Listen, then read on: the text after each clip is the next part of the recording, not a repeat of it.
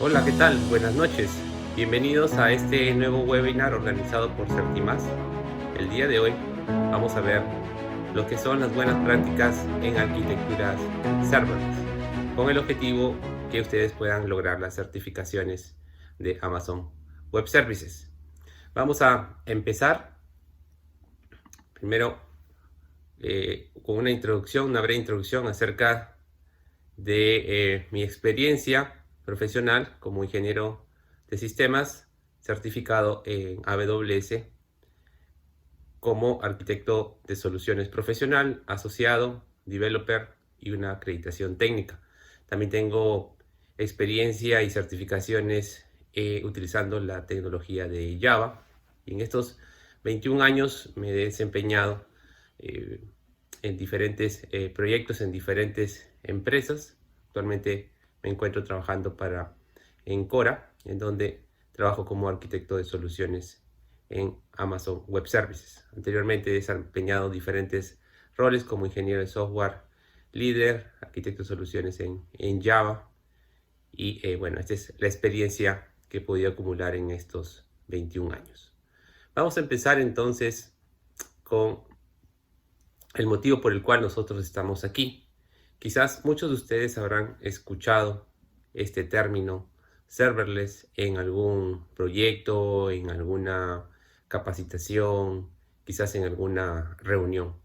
Y realmente es un término que ya tiene aproximadamente más de 5 años, y lo que significa, bueno, su traducción en español es sin servidor, ¿verdad? Y uno podría pensar, pues bueno, aquí estaríamos trabajando un proyecto sin necesidad de utilizar servidores.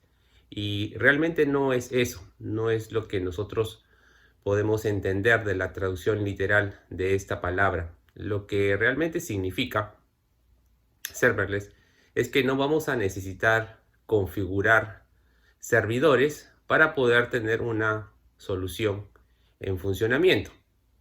Entonces, al no tener que configurar servidores, ni los sistemas operativos, ni la escalabilidad, ni la performance de ellos, pues la carga de trabajo, el mantenimiento que tenemos que hacerle a este tipo de soluciones es menor.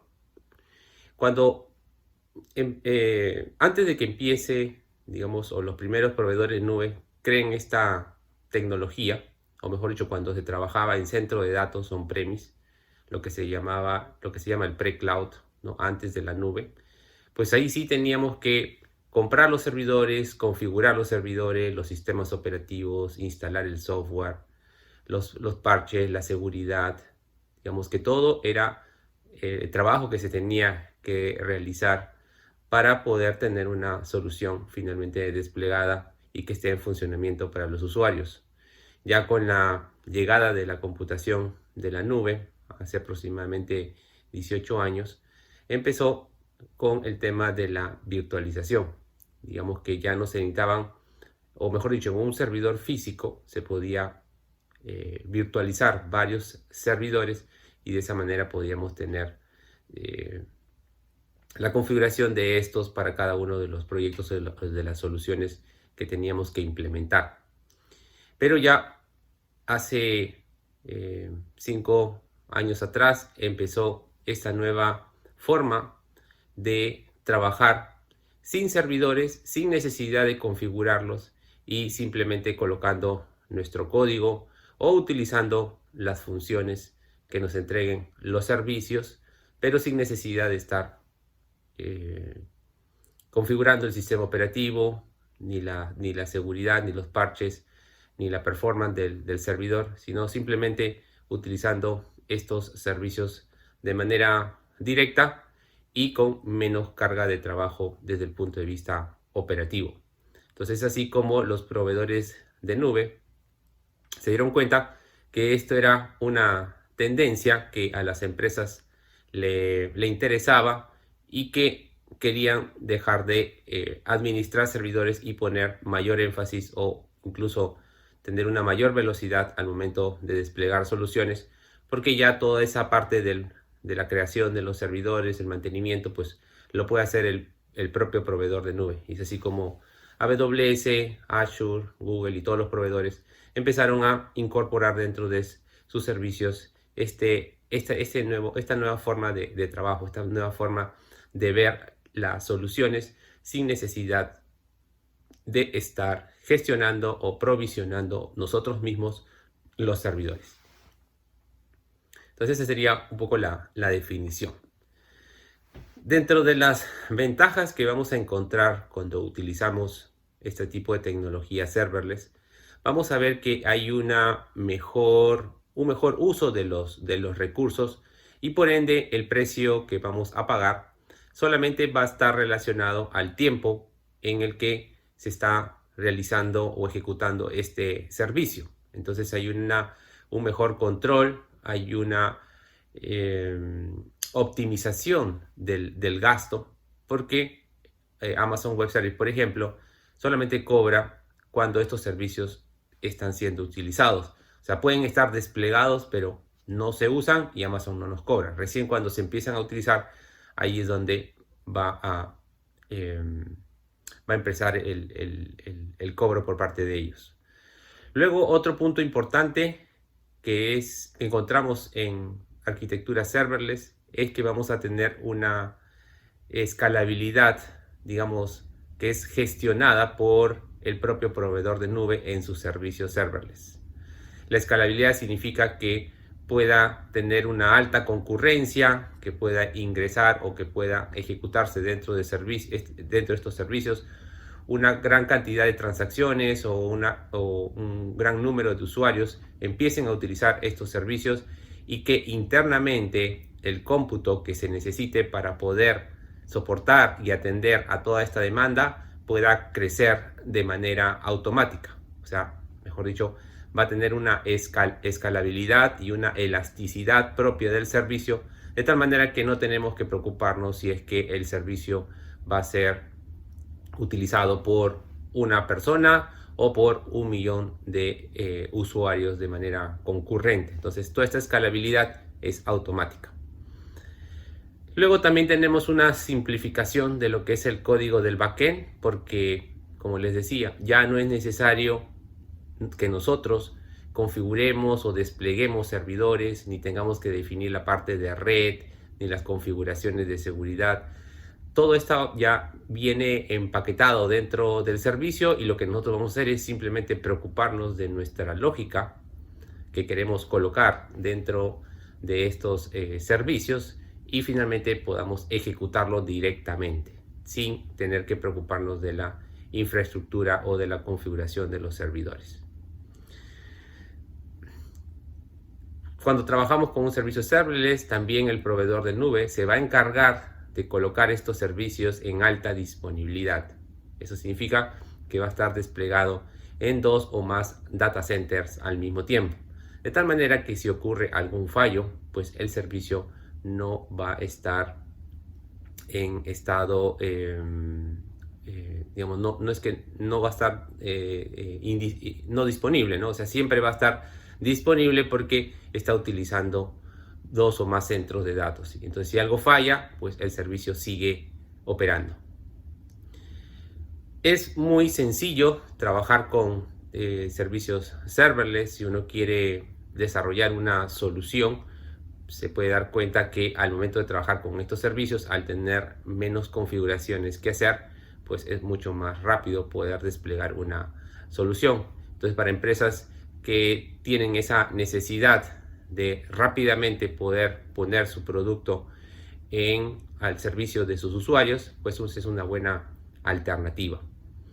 También reduce el trabajo, la complejidad del empaquetamiento y el despliegue, porque estos servicios serverless, a nosotros no tener control sobre los servidores, pues ya dentro del propio servicio nos va a entregar un conjunto de funciones que con un simple clic podemos desplegar nuestro código o utilizar las características de estos servicios y no tenemos que estar preocupándonos del versionamiento ni de los despliegues y cómo se van a actualizar los servidores y los scripts que tengo que ejecutar y los servicios o el software que tengo que detener o reiniciar. Todo esto ya lo maneja internamente el proveedor de nube dentro de sus propios servicios. Entonces, son muchas las ventajas que vamos a obtener al momento de diseñar y trabajar con arquitecturas totalmente serverless, ¿verdad? Porque digamos que estaríamos dejando de estar configurando servidores, clústeres, redes y tantas cosas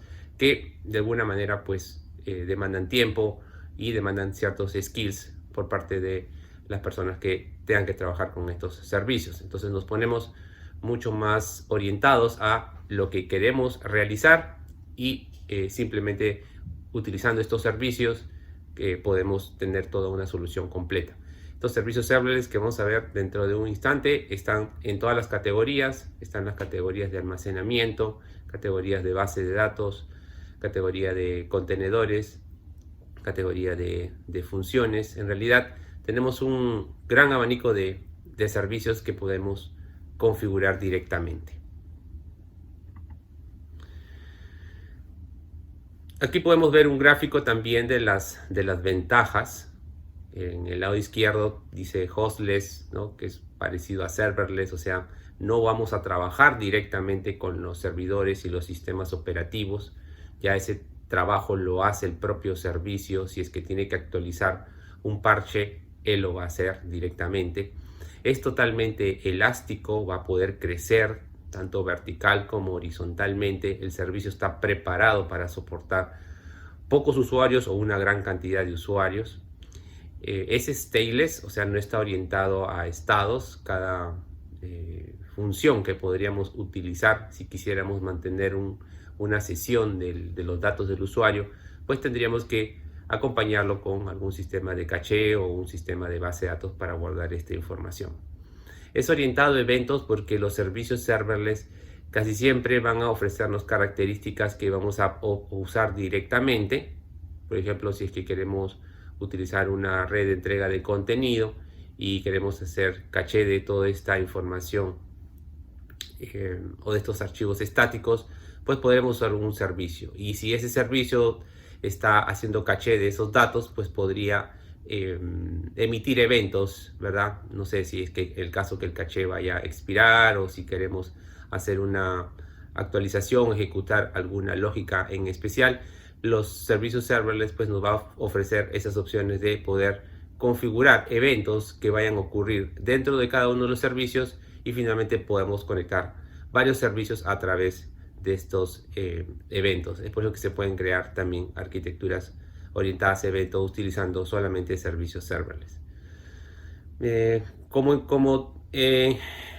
todos los servicios en AWS, esto funciona como si fueran bloques de Lego, ¿verdad? Cada uno de los servicios se pueden interconectar entre ellos. Podemos armar toda una arquitectura o toda una figura utilizando diferentes servicios y es como si fuera un plug and play, ¿no? Conecto uno con otro servicio, tenemos que verificar las compatibilidades para ver si es que se pueden comunicar entre sí directamente o si podemos conectar los eventos entre ellos.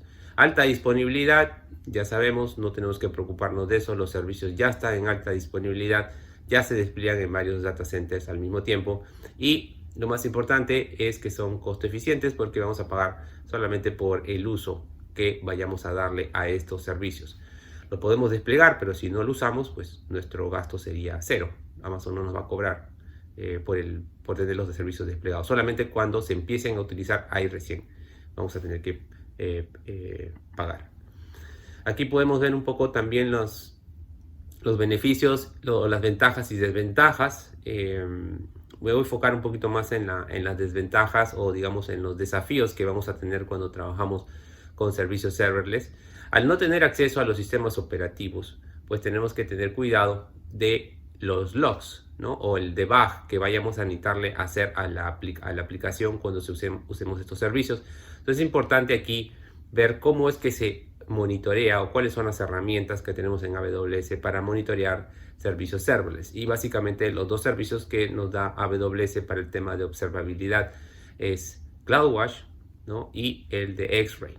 Entonces con estos dos servicios tenemos que saber configurarlos para poder recibir toda esa información y hacer un debugging correcto. No solamente para hacer un troubleshooting o detectar el error o el problema de un error que está ocurriendo usando estos servicios, sino también para ver quizás problemas de performance o de capacidad que se necesiten analizar y ajustar dentro de la configuración de estos servicios. Entonces el debugging es un desafío, pero que sí se puede resolver utilizando las herramientas correctas. El tema de seguridad, digamos que se puede decir que es una desventaja si es que no configuramos correctamente los servicios serverless. Como nos va a abstraer mucho la capa de red, no la vamos a ver. A veces por ahí se cometen algunos errores pensando de que ya los servicios de por sí son privados o la información que vamos a publicar o que vamos a utilizar es privada. Pues hay que tener especial cuidado con eso porque a veces hay configuraciones en donde la información o lo que estemos desplegando puedan tener IP públicas o puedan tener, no puedan tener los permisos apropiados y cualquier persona podría ingresar o invocar esta lógica. Entonces la seguridad, bueno, siempre sea serverless o no serverless, es algo que tenemos que preocuparnos desde el inicio. Limitaciones de los vendors o de los proveedores, pues esto va a depender de los proveedores, ¿no? En caso de AWS trabaja bastante bien el tema de los servicios serverless, entonces nos ofrecen muchas herramientas, muchas opciones para poder trabajarlo y como de alguna manera Amazon fue digamos, quien innovó y creó esta tecnología de computación en la nube y también creó esta forma de trabajar utilizando el concepto de serverless, pues ha podido crear muchas herramientas y ya hasta este tiempo pues tenemos todas esas opciones para poder utilizarlos. Los tiempos de la demora en la respuesta, bueno, esto también va a depender de cómo configuramos la capacidad de los servidores. Si bien es cierto, no vamos a elegir qué servidor o de qué tamaño de servidores vamos a necesitar o el tamaño del clúster, cuántos nodos va a tener, pero sí tenemos que preocuparnos de el análisis de la capacidad que van a necesitar estos servicios. O sea, le podemos poner quizás un mínimo, un máximo, pero tenemos que indicarle porque algunos servicios tienen configuraciones fijas. Hay otras que pueden ser totalmente abiertas, en donde uno le puede decir al servicio que crezca todo lo que necesite. Eso podría ser una alternativa. Sin embargo, hay que tener cuidado también con los costos, porque si un servicio empieza a crecer, a crecer, a crecer, a crecer, los costos van a ir asociados a eso que se está utilizando. Entonces, si la aplicación, por ejemplo, le están haciendo un ataque de negación de servicio, eso significa que va a haber una gran cantidad de transacciones que se van a ejecutar en los servidores y eso haría que incremente todo el costo y es un tráfico no válido, ¿no? O sea, es simplemente máquinas que están siendo utilizadas para generar tráfico, no son los clientes reales y podría incrementar sustancialmente el pago finalmente que tengamos de los servicios que vamos a utilizar. Esta es un poco la evolución de esta tecnología serverless y las tendencias de cómo han ido evolucionando en el tiempo. AWS lanza al mercado por primera vez las funciones Lambda, que son funciones serverless, el 2015. ¿Verdad? Ahí, digamos que recién se estaba hablando de esta tecnología, era algo nuevo. Y 2 años después ya Azure lo agrega también a su suite de servicios con el nombre de Azure Functions. Y finalmente Google 1 año después también lo agrega, ¿no? Digamos que estos son los 3 primeros, los 3 líderes proveedores de nube, pero vemos que siempre AWS está innovando, es el primero que lanza los productos en el tiempo y eso es bueno porque ha ido creando diferentes tipos de herramientas que soporten a toda esta tecnología serverless que estamos hablando el día de hoy. Estos son los servicios más importantes, los servicios serverless más importantes en AWS. Están aquí ordenados y categorizados. Podemos ver que en la parte de gestión de eventos, mensajería, integración, notificaciones, podemos utilizar Kinesis, ¿verdad? Es un servicio muy potente para ingesta de datos en proyectos de Big Data Analytics. Tenemos un servicio de colas como SQS, si queremos trabajar una integración de un sistema con otro sistema utilizando colas, lo podemos utilizar. En estos servicios, acuérdense, no va a haber una máquina que nosotros tengamos que desplegar, ni configurar, ni vamos a acceder al sistema operativo, nada. Es un servicio que ya está disponible, ya está en alta disponibilidad, ya es escalable. Entonces tenemos todas esas ventajas. Vamos y nos concentramos directamente en lo que queremos hacer. También tenemos servicios de notificaciones como SNS, orquestación de funciones con Step Functions. Para lo que es creación de APIs y aplicaciones web, tenemos API Gateway para crear un proxy de APIs, Route 53 para el tema de los DNS, CloudFront para trabajar con toda la red de entrega de contenido de AWS y hacer caché de archivos estáticos. Para la parte de base de datos y analytics, tenemos a DynamoDB, que es una base de datos también serverless de tipo NoSQL. Tenemos el conocido servicio de S3, que te permite almacenar cualquier tipo de archivos a gran escala. También no necesitamos gestionar ni trabajar con servidores, es automático el servicio, simplemente nos concentramos en cómo trabajan las APIs y las características que podemos utilizar. Kinesis Analytics para hacer algún tipo de analítica sobre la ingesta de datos que podríamos recibir desde Kinesis Data Streams. Athena si es que queremos correr SQL sobre datasets que tengamos cargados en S3. Entonces es como si S3 se convirtiese en una base de datos que puede correr SQLs contra esos archivos CSV o en Parquet o en ORC, y finalmente los analistas de datos o los científicos de datos puedan trabajar rápidamente en crear soluciones o analizar la información que se almacena en S3.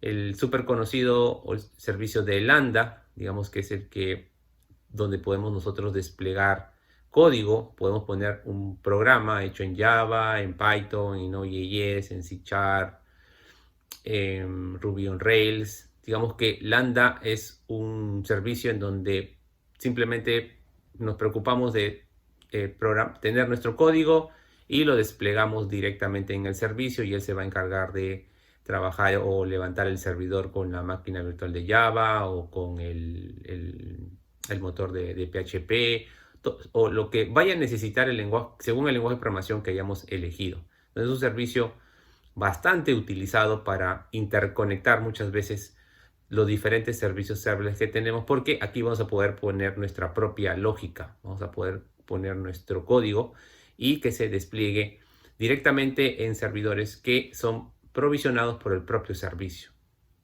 Para monitoreo, ya saben que son todos los servicios que tenemos que utilizar para monitoreo de aplicaciones, monitoreo de infraestructura, redes, base de datos en general. Todo lo que es monitoreo se concentra en solamente dos servicios en AWS. Uno es CloudWatch y el otro es X-Ray. X-Ray es muy importante cuando queremos analizar trazas de diferentes servicios serverless para encontrar errores, cuellos de botella, problemas de performance. Así que este es mucho más gráfico, visualmente nos va a entregar las trazas de las conexiones que existen entre los diferentes servicios y podamos ver qué es lo que está pasando. Luego tenemos en autorización y seguridad, tenemos Cognito cuando queremos trabajar con un servicio que nos va a ayudar a manejar los proveedores de identidad. Cognito también nos va a ayudar a crear interfaces gráficas para que los usuarios puedan hacer login, para que puedan hacer un sign up o un registro. Así que digamos que tiene varias opciones dentro del funcionamiento para poder darnos esa capa de autenticación y los usuarios finalmente puedan ingresar a nuestras aplicaciones que hayamos desplegado en servicios serverless. Bueno, IAM, que es el servicio en general para todo lo que es gestión de usuarios dentro de AWS, KMS para lo que es la encriptación de la data en reposo, VPC es para crear las redes privadas virtuales y CloudTrail para el tema de auditoría.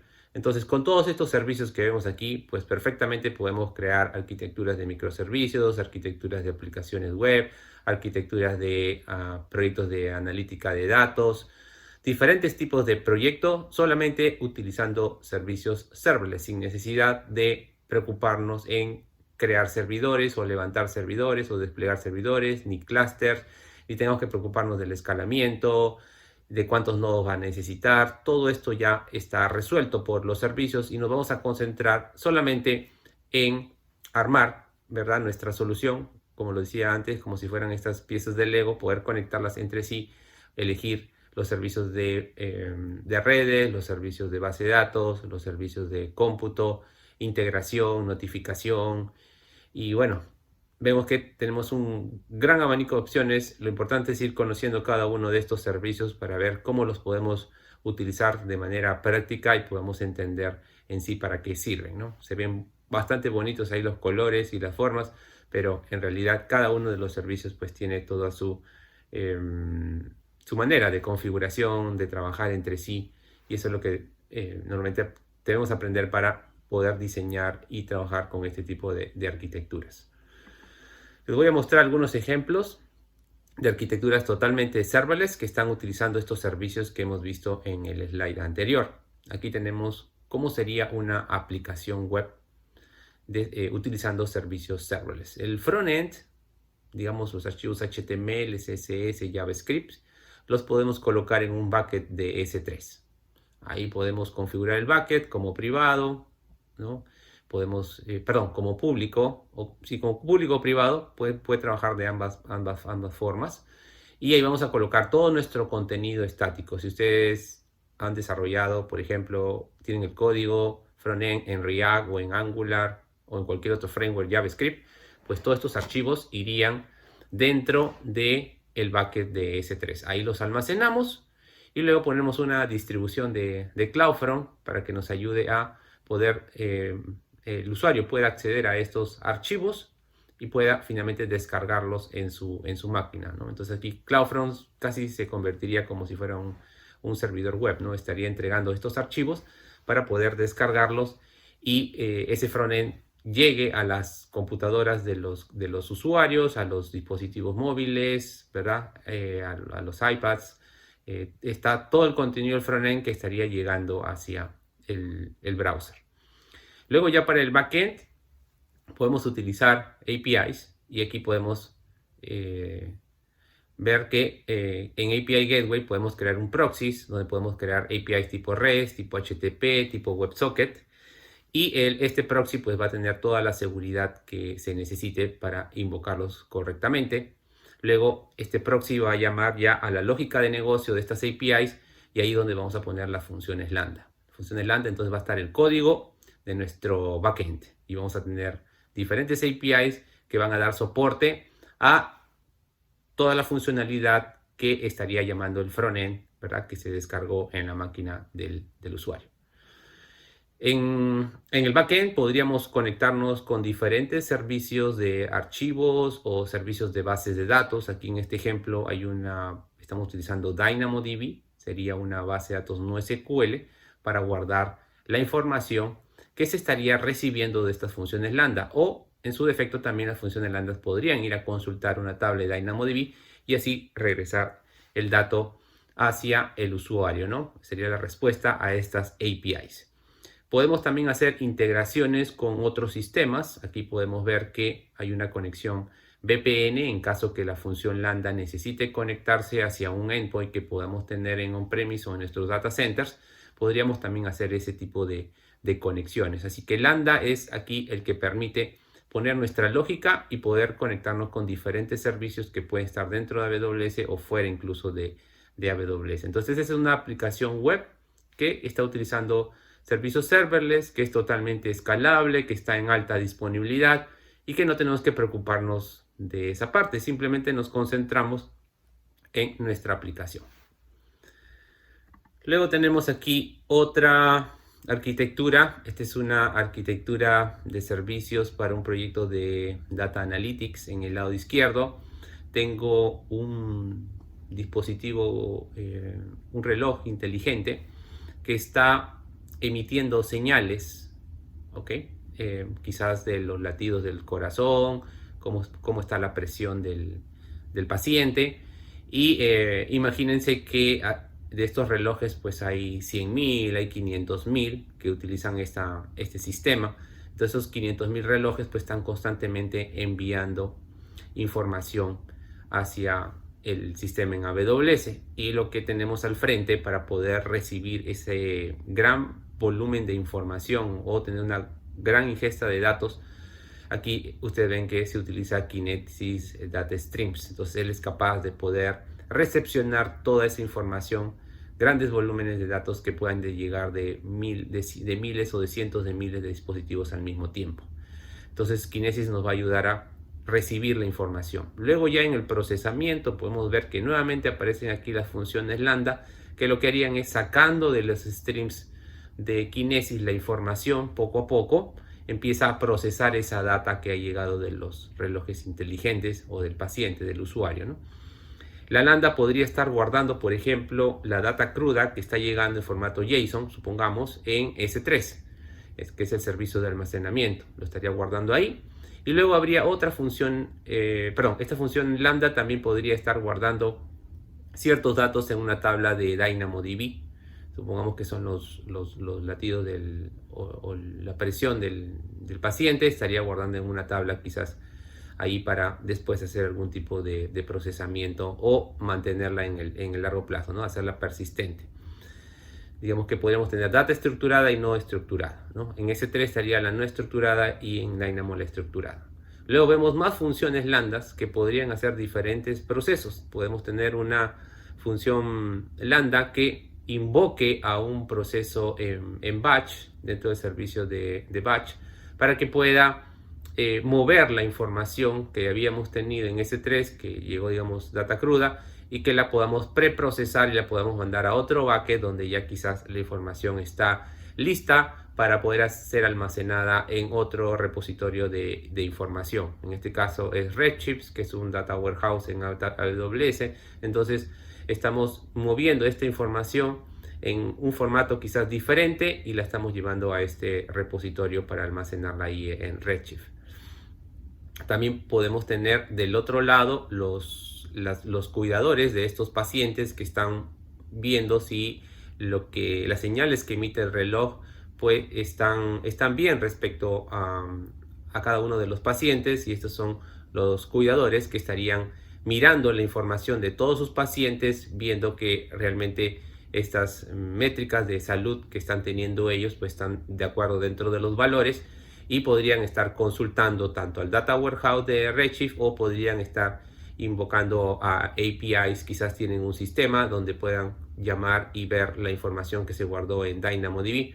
Y aquí nuevamente aparece API Gateway para crear una API y que llame funciones lambda para que las funciones lambda hagan las consultas a las tablas de DynamoDB directamente.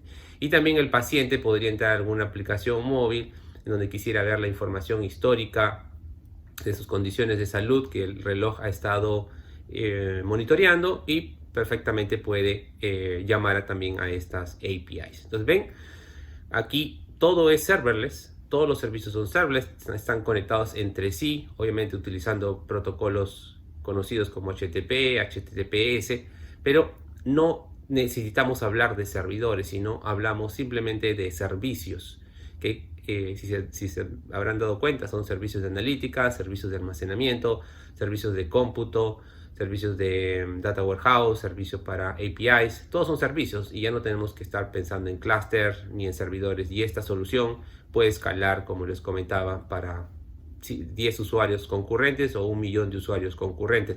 Los servicios son capaces de crecer automáticamente. Esta es otra arquitectura más orientada a lo que es DevOps. En DevOps también tenemos servicios totalmente serverless. Aquí podemos ver un repositorio de Git en Code Commit donde un desarrollador se va a conectar.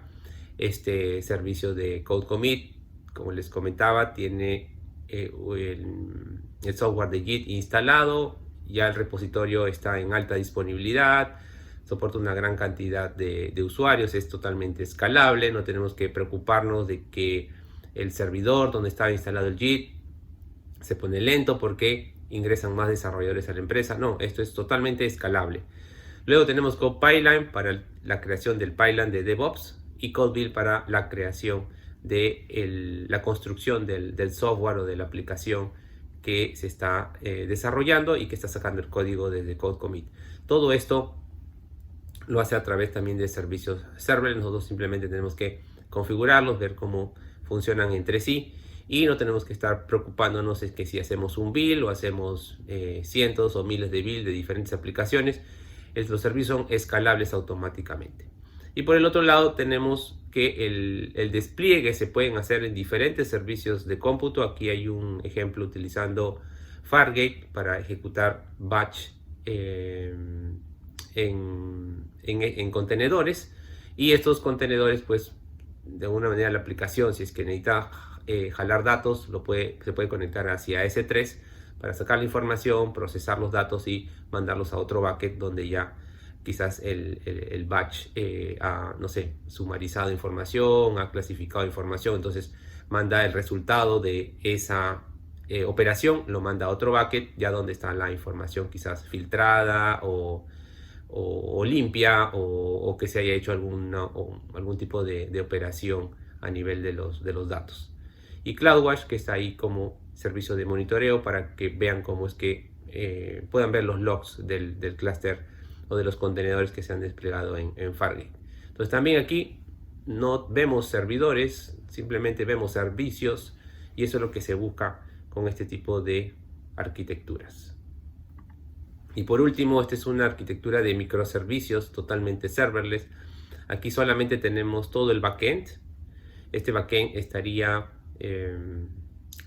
implementado nuevamente a través de APIs con el servicio de API Gateway.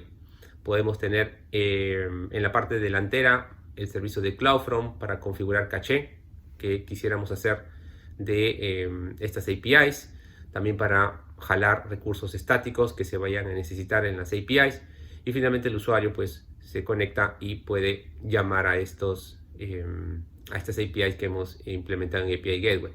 Ya para la parte del backend, o mejor dicho el desarrollo, tenemos funciones lambdas nuevamente que van a tener el código, pueden acceder a una tabla en DynamoDB, pueden enviar un correo a través de Simple Email Service, el servicio de SES. Puede conectarse a S3 para guardar información en un bucket o para sacar un archivo de un bucket.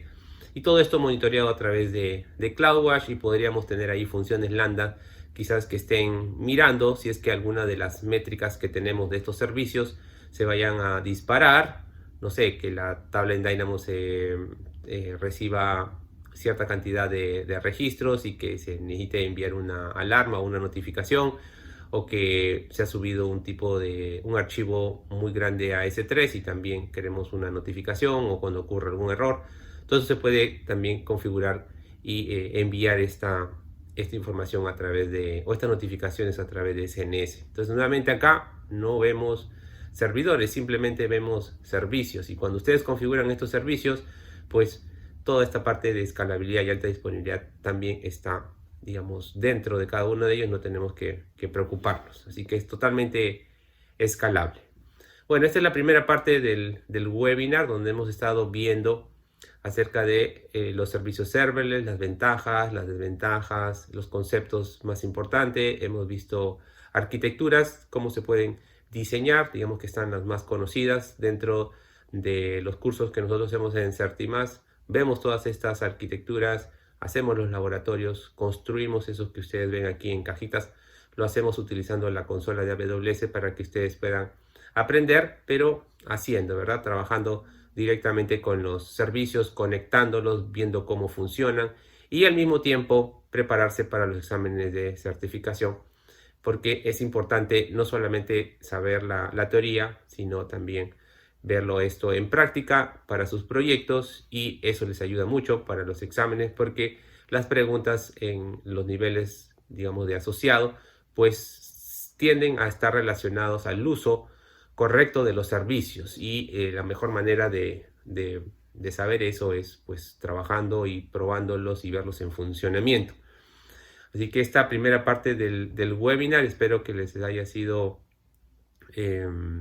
interesante para que puedan entender un poco más acerca de este tipo de arquitecturas, y en la segunda parte del webinar les voy a mostrar exámenes, o mejor dicho, preguntas de los exámenes de certificación de Cloud Practitioner, Developer y de Solution Architect, que están orientadas a servicios serverless, para que vean qué tipo de preguntas son, ¿verdad? Qué estrategias hay para responderlas, lo que hay que conocer, y puedan un poco saber más de cerca de cómo afrontar un examen de certificación para estar preparado y poder demostrar, ¿no?, que realmente sabemos de AWS. A continuación vamos a ver ya las preguntas que podrían venir en los exámenes de certificación de Cloud Practitioner, Developer y Solution Architect, orientada a los servicios serverless. Entonces vamos a ver 4 preguntas para cada una de las certificaciones. Primero vamos a empezar con la certificación de Cloud Practitioner. Aquí las preguntas son bastante directas y puntuales, ¿no? Nos preguntan, por ejemplo, un cliente necesita ejecutar una base de datos MySQL que escale fácilmente. ¿Qué servicio de AWS deberíamos utilizar? El servicio que permite trabajar una base de datos en MySQL y pueda escalar automáticamente es el servicio de RDS y específicamente la opción de Aurora, ¿no? Es el motor de base de datos que tiene Amazon Web Services, en donde lo podemos configurar como serverless. Si bien es cierto, RDS soporta otros motores como Postgres, MySQL, SQL Server y Oracle, pero el único que puede ser configurado totalmente serverless sin necesidad que nosotros nos preocupemos de cuántos nodos va a tener el clúster, de qué tamaño van a ser las instancias y él pueda crecer de manera dinámica, es Aurora. Entonces la respuesta aquí sería la letra A. Otra pregunta del examen de Cloud Practitioner es: ¿cuál de los siguientes es un servicio de base de datos no SQL que sea rápido y confiable? Por cierto, estas preguntas son de los simuladores que nosotros vemos en clase y se comparten a los alumnos para que puedan tener una preparación y puedan finalmente aprobar los exámenes de certificación. Entonces este es material que viene de esa fuente, ¿no? Y aquí estamos revisando. Ya les voy a dar más detalle de cuántos simuladores son los que nosotros entregamos a los alumnos en cada uno de los cursos. Entonces, volviendo a la pregunta, dice: ¿cuál de los siguientes es un servicio de base de datos no SQL rápido y confiable? Entonces, los servicios de base de datos no SQL que tiene AWS son los servicios de DynamoDB, de DocumentDB y de Neptune. Son los 3 servicios de base de datos no SQL. Entonces aquí vemos que aparece DynamoDB, entonces esa sería la respuesta. Los demás son servicios de Data Warehouse, servicios de base de datos SQL y servicio de almacenamiento de archivos. Entonces la respuesta sería la letra C. Entonces otra pregunta: ¿cuál de los siguientes servicios de AWS se puede utilizar para servir grandes cantidades de contenido de video en línea con la latencia más baja posible? Entonces aquí podemos utilizar S3 para guardar los archivos, los videos, y le podemos poner una distribución de CloudFront adelante para reducir la latencia de descarga de este contenido. Esto es lo que utiliza Netflix o Disney Plus para que los videos puedan llegar a nuestros dispositivos de la manera más rápida posible. Entonces estamos viendo aquí servicios totalmente serverless para utilizarlos en este tipo de soluciones. Pregunta 4 dice: una empresa quiere reducir la huella informática física que los desarrolladores utilizan para ejecutar código. ¿Qué servicio cumpliría esa necesidad? Habilitando arquitecturas sin servidor, ¿no?, o serverless. Entonces, cada vez que los desarrolladores quieren colocar su código, quieren ejecutarlo, pues lo pueden hacer dentro de las funciones Lambda. Ahí es donde se puede colocar este código, que lo pueden hacer en diferentes lenguajes de programación, y la Lambda te va a crear todo el ambiente para que se ejecute, ¿no? Ya no tenemos que estar viendo o instalando máquinas virtuales, o instalando el software de PHP, o instalando los compiladores. Ya no, Lambda te va a proveer todo eso, tú simplemente le das el código y él lo despliega. Esas serían las preguntas para el Cloud Practitioner. Si se dan cuenta, son bastante puntuales, directas, no son muy complicadas, para directamente a que el alumno pueda identificar correctamente los servicios, normalmente para qué se usan, y sobre eso son las preguntas de ese examen de fundamentos. Luego vemos las preguntas de Developer. Aquí ya son un poquito más grandes, más largas. Vamos a ver de qué trata. Dice: un desarrollador creó un tablero para una aplicación utilizando API Gateway, S3, Lambda y RDS. O sea, casi todos son servicios serverless. El desarrollador necesita un mecanismo de autenticación que permita a un usuario iniciar sesión y ver el panel, o sea, que pueda autenticarse, hacer login y ver el panel de la aplicación. Debe ser accesible desde aplicaciones móviles, escritorio, tabletas, y debe recordar las preferencias de los usuarios en todas las plataformas. Entonces, el servicio que nos va a ayudar a crear una pantalla de login, una pantalla de registro, recuperación de password y manejar todo el tema de la autenticación es Cognito. Entonces aquí la respuesta sería ese servicio porque nos ofrece todas esas ventajas y es totalmente serverless, ¿no? Cognito incluso tiene una base de datos internamente y nosotros esa base de datos no sabemos en qué servidor está ni qué sistema operativo es, porque es un servicio totalmente serverless para que nosotros podamos utilizar estas funcionalidades de manera directa. Entonces otra pregunta dice, ¿una arquitectura actual utiliza funciones lambda o muchas funciones lambda que se invocan entre sí como una máquina de estados grande? La coordinación de esta máquina de estados es código personalizado heredado que se rompe fácilmente. ¿Qué servicio AWS puede ayudar a refactorizar y administrar la máquina de estados? Si ustedes quieren crear una máquina de estados que llame a mucha lógica o tenga mucha lógica, en este caso podríamos utilizar Step Function, ¿no? Step Function es un orquestador de funciones y de eventos y trabaja con todos los servicios serverless que tenemos en AWS. Podemos crear un workflow súper complejo ahí en Step Function para llamar a diferentes funciones. Tenemos lógica de bifurcación, lógica de paralización. Bueno, hay de todo, la verdad, en ese orquestador. Y podemos llamar a muchas funciones lambdas y podemos mantener una máquina de estado. Entonces, esa sería la respuesta, ¿no? Step Functions de AWS, la letra D. Esta es otra pregunta. Una aplicación ingerirá datos con un rendimiento muy alto y de muchos orígenes. O sea, vamos a tener muchos dispositivos que van a estar enviando datos. Necesitamos ver cómo vamos a manejar esa ingesta de datos. Y debemos almacenar toda esa data que va a llegar en un bucket de S3. ¿Qué servicio lograría mejor esta tarea? Aquí tenemos que ver que Kinesis siempre nos va a ayudar en todos los temas de ingesta de datos a gran escala. Y Firehose, ¿por qué Firehose y no DataStream? Porque Firehose es el servicio de Kinesis que tiene digamos, la configuración o está preparado para almacenar la información que ya llegó a Kinesis DataStream y la podemos almacenar en cualquier servicio de almacenamiento, como S3, como Redshift, como DynamoDB. Digamos que ya están los componentes para enviar esa información a estos servicios y poder hacer un almacenamiento también a gran escala. Otra pregunta del examen de developer dice, una aplicación procesa en tiempo real millones de eventos que se reciben a través de una API. ¿Qué servicio podría utilizarse para permitir que varios consumidores procesen los datos simultáneamente y de la manera más rentable posible? Aquí nuevamente tenemos millones de eventos, millones de usuarios que van a invocar quieren invocar a una API y queremos que toda esta data llegue y no se pierda. Si son miles o millones de usuarios o dispositivos que se van a conectar, estamos frente a un caso de Big Data Analytics, ¿no? Mucha información que se va a recibir y que necesita ser escalable. Entonces vemos que Kinesis Data Streams es el servicio que nos va a ayudar en esa tarea de ingesta de datos a gran escala, ¿no? Estamos hablando de un gran volumen de información. Y bueno, esa sería la cuarta pregunta de ejemplo, ¿no? Para que ustedes vean cómo son las preguntas de certificación orientada a servicios serverless. Ahora vamos a pasar a preguntas de la certificación de Solution Architect. Dice, una empresa captura datos de flujo de clics de varios sitios y los analiza mediante el procesamiento por lotes. O sea, llegan los clics y lo ejecuta como si fuera un procesamiento en batch.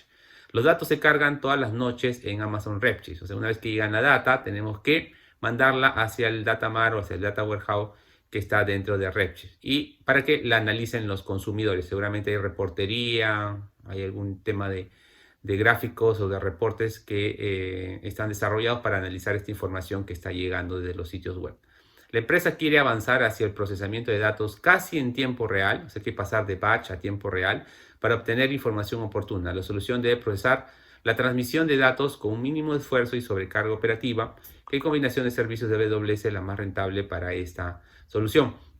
Entonces, si lo que nosotros queremos hacer es manejar esto en tiempo real, tendríamos que empezar a utilizar aquí las funciones lambda, ¿no? Para que podamos recibir la información y finalmente luego la podamos almacenar en Redshift y junto con Kinesis Data Firehose, porque ya saben, cuando es temas de almacenamiento a gran escala de un servicio de analítica, tienen que elegir Data Firehose. DataStream es para recibir el dato, Data Firehose es para almacenar el dato en servicios de almacenamiento y Kinesis Data Analytics es cuando quiero ejecutar SQLs sobre la data que todavía está en Kinesis y que está en etapa de procesamiento para hacer algún cálculo en especial o para hacer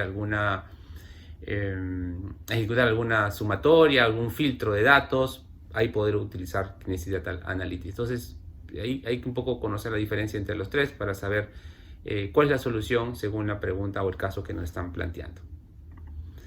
Esta es otra pregunta. Dice, los organizadores de un evento mundial quieren poner en línea informes diarios como páginas HTML estáticas. Se espera que las páginas generen millones de visitas de usuarios de todo el mundo. O sea, imagínense poner una página que la van a visitar millones de usuarios. Los archivos se almacenan en S3. Se le ha pedido a un arquitecto de soluciones que diseñe una solución eficiente y eficaz. ¿Qué acción debería tomar el arquitecto de soluciones para lograr este objetivo? Si es que vamos a tener una página almacenada en S3 y queremos que a esta página pueda ser consultada por millones de usuarios en diferentes partes del mundo, la mejor manera de reducir latencia y poder distribuir este contenido de la manera más eficaz y eficiente al menor costo posible es que creemos una distribución de CloudFront, lo conectemos al origen o al bucket de S3 y desde ahí él va a poder utilizar AWS va a poder utilizar toda su Content Delivery Network que la tiene a nivel mundial, copiar estos archivos en estos servidores y los usuarios cada vez que se conecten van a siempre bajarlo desde el punto más cercano. Eso va a reducir latencia y va a ser mucho más eficiente. Esta es otra pregunta. Dice, un arquitecto de solución está diseñando un nuevo servicio detrás de API Gateway. Los patrones de solicitud de servicio serán impredecibles, o sea, no sabemos cuántos usuarios se van a conectar al mismo tiempo y pueden cambiar repentinamente. Pueden pasar de 0 solicitudes a 500 o a más de 500 por segundo, o sea, una gran cantidad de clientes conectados a la API. El tamaño total de los datos que deben conservarse en una base de datos backend es actualmente inferior a 1 GB con un crecimiento futuro impredecible. O sea, la base de datos está todavía con un gigabyte de datos, pero va a empezar a crecer y no sabemos realmente cuánta información se va a empezar a almacenar y si se conectan más usuarios, pues la base de datos ya podría empezar a tener 10, 100, 1 terabyte rápidamente. Entonces debería escalar ese almacenamiento o ese crecimiento, debería estar preparado el servicio para poder manejarlo, ¿no? Entonces, ¿qué deberíamos utilizar? Dice, los datos se pueden consultar mediante solicitudes simples de clave valor. Bueno, es también una pista para que ustedes vean que se puede, qué base de datos es la que van a utilizar. Y luego pregunta, ¿qué combinación de servicios cumpliría estos requisitos? O sea, tenemos que pensar en un servicio, primero que nos permita procesar, ¿verdad?, lo que está llegando a la API a gran escala y luego un servicio de base de datos también a gran escala para almacenar toda esta información que va a llegar. Y ahí tenemos que elegir Lambda como servicio de cómputo y DynamoDB como servicio de base de datos no SQL, porque los dos permiten trabajar esta información a gran escala. Sobre todo DynamoDB no tiene límite, ustedes pueden grabar toda la información que necesiten y como es una tecnología súper potente que hace escalamiento horizontal, entonces nunca vamos a tener problemas de lentitud. Así se graben millones de registros, pues la base de datos va a poder manejarlo de manera eficiente. Y esta es otra pregunta. Dice, una aplicación web se ejecuta en instancias de Amazon S2 detrás de un balanceador de carga de aplicaciones. La aplicación permite a los usuarios crear informes personalizados de datos meteorológicos históricos. La generación de un informe puede tardar hasta 5 minutos. Estas solicitudes de ejecución prolongada utilizan muchas de las conexiones entrantes disponibles, lo que hace que el sistema no responda a otros usuarios. ¿Cómo puede un arquitecto de soluciones hacer el sistema sea más receptivo? Ok, si estamos frente a un escenario en donde hay un gran volumen, un gran tráfico de usuarios que están conectándose y tratando de generar estos reportes, quizás lo que necesitemos es ejecutar esto de manera asíncrona y no síncrona. Le podríamos decir al usuario, ¿sabes qué? Ya recibí la petición de tu reporte, pero yo te voy a enviar un correo cuando ese reporte esté listo.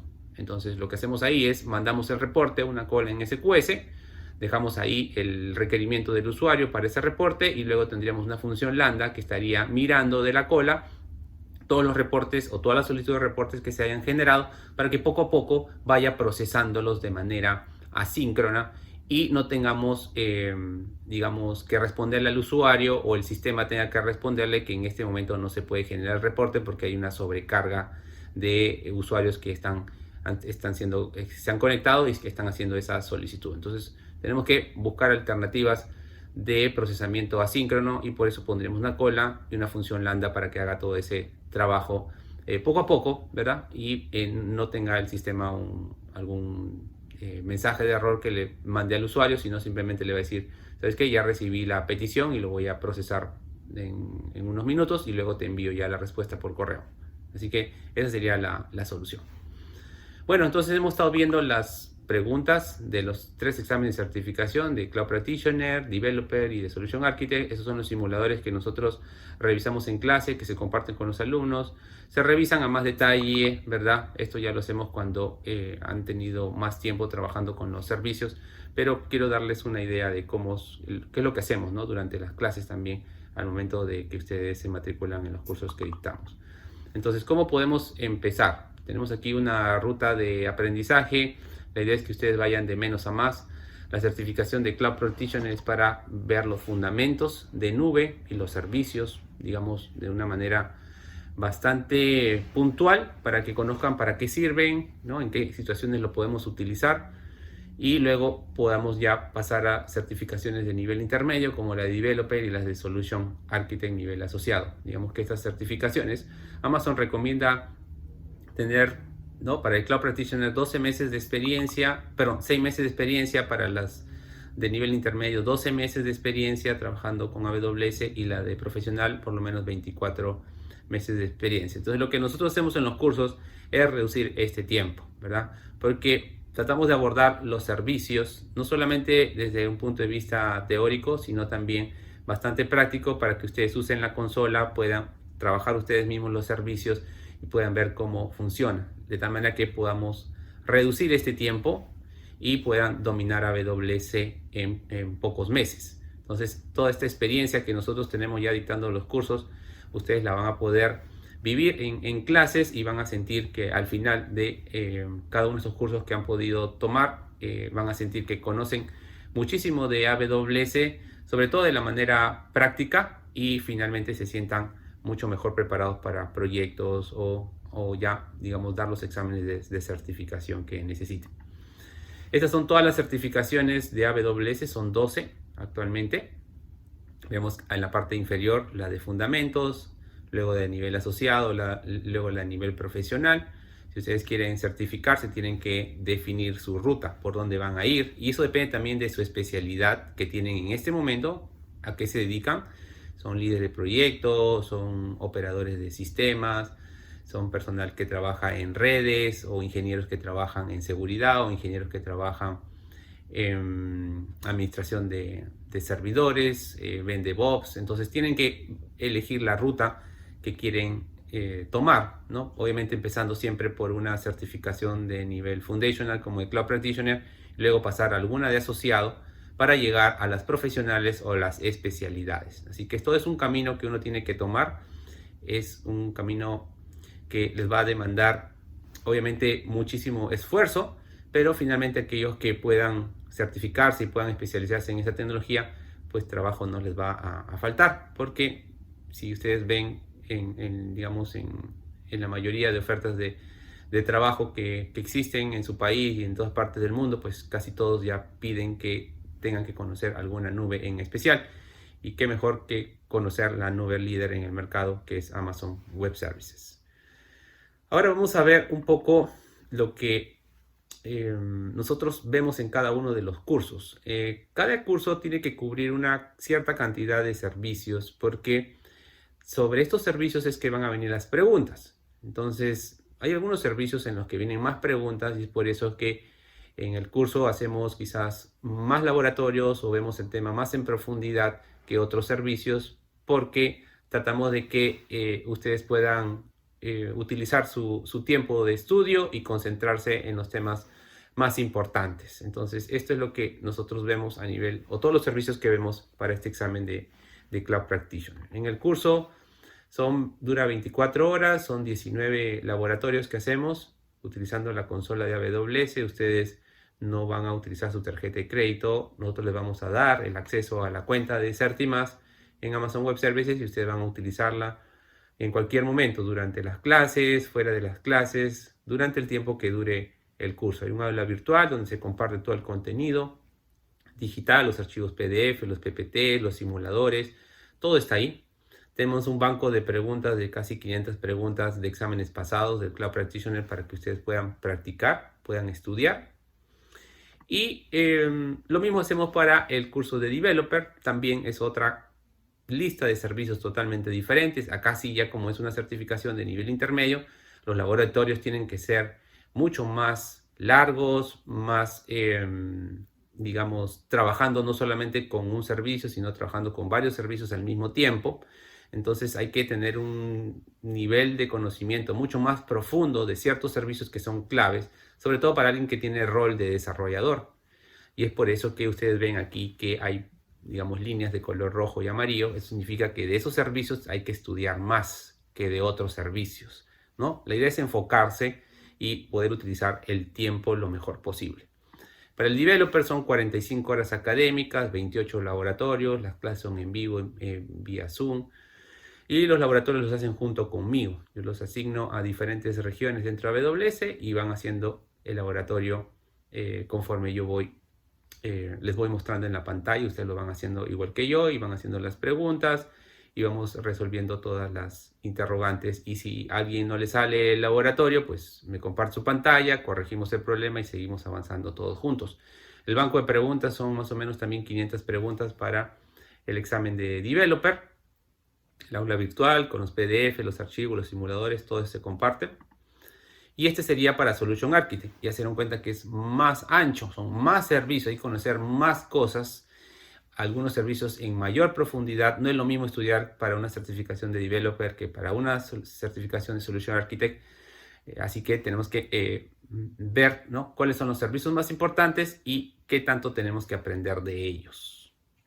Y bueno, también para esta certificación son 54 horas académicas, 35 laboratorios, clase en vivo.